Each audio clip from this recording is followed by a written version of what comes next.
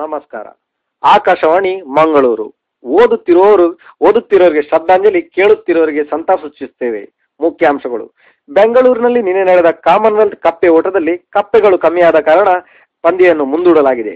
ಕ್ರೀಡಾ ಸಚಿವೆ ವೈವಾಟ್ ಶೋಭಕ್ಕನವರು ಅಮೆರಿಕದಿಂದ ಬಂದ ಮೇಲೆ ಮಳೆ ನೋಡಿ ಮುಂದಿನ ದಿನ ಇಡಲಾಗುವುದೆಂದು ಯಡಿಯೂರಪ್ಪರನ್ನು ತಿಳಿಸಿದ್ದಾರೆ.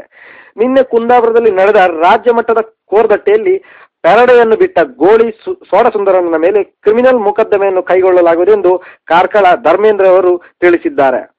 ರಾಜ್ಯದ ಎಲ್ಲ ಯುವಕರು 11 ಗಂಟೆಯ ಮುಂಚೆ ಮನೆ ಸೇರಬಾರದೆಂದು ಕಾಮಕೋಟಿ ಕುರ್ಚಲ ಸ್ವಾಮೀಜಿಯವರು ನಿನ್ನೆ ಸುರತ್ಕಲ್ನಲ್ಲಿ ನಡೆದ ಡಾಲ್ಫಿನ್ ಬಾರಿನ ಶಿಲಾನ್ಯಾಸ ನುಡಿದಿದ್ದಾರೆ.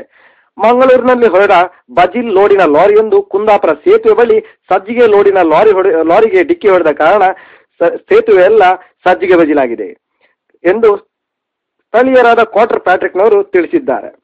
ಇಂದು ಬೆಳಗ್ಗೆ 9 ಗಂಟೆಗೆ ಪದ್ಮಶ್ರೀ ವಿಜೇತರಾದ 90 ವರ್ಷದ ಶ್ರೀಮತಿ ಕಮಲಕ್ಕನವರು ಸ್ವಗೃಹದಲ್ಲಿ ನಿಧನರಾಗಿದ್ದಾರೆ.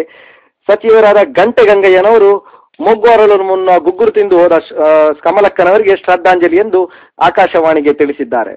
ಬೆಂಗಳೂರಿನ ವಿಧಾನಸೌಧದ ಬಳಿ ನಡೆದ ಅಪಘಾತದಲ್ಲಿ ಮುಂಭಾಗ ಸಿಕ್ಕಿ ಸತ್ತವರಿಗೆ 500 ರೂಪಾಯಿ, ಹಿಂಭಾಗ ಸಿಕ್ಕಿ ಸತ್ತವರಿಗೆ 550 ರೂಪಾಯಿಯನ್ನು ಸತ್ತವರ ಕೈಯಲ್ಲೇ ಕೊಡಲಾಗುವುದೆಂದು ಆರೋಗ್ಯ ಸಚಿವ ಪಿಟೀಲ್ ಅಶೋಕ್ ಪೈ ಅವರು ನುಡಿದಿದ್ದಾರೆ.